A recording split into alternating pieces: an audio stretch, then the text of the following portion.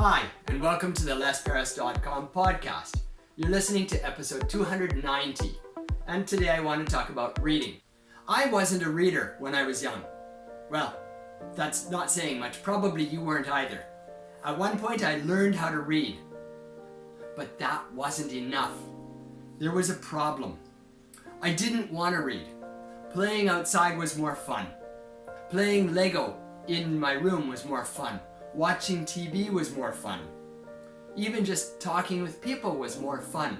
I had points though where I was bored, and my mother knew reading was important. It could change your life. I believe reading could have and has, in my case, changed my life.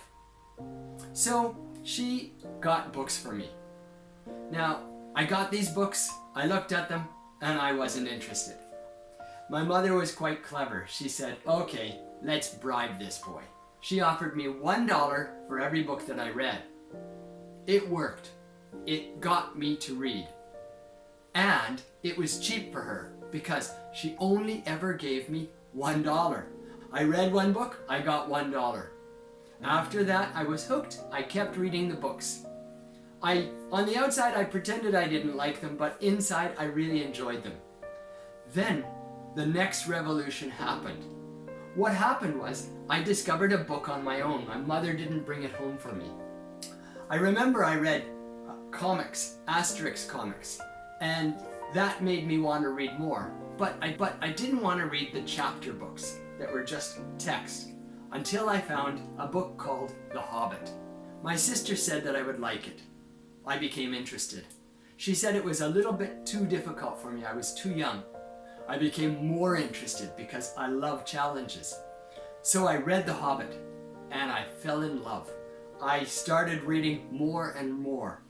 And before you know it, I was discovering new genres, fantasy, science fiction, and then, shall we say, literature. As I grew, I started reading more and more nonfiction. Today, I read almost completely nonfiction.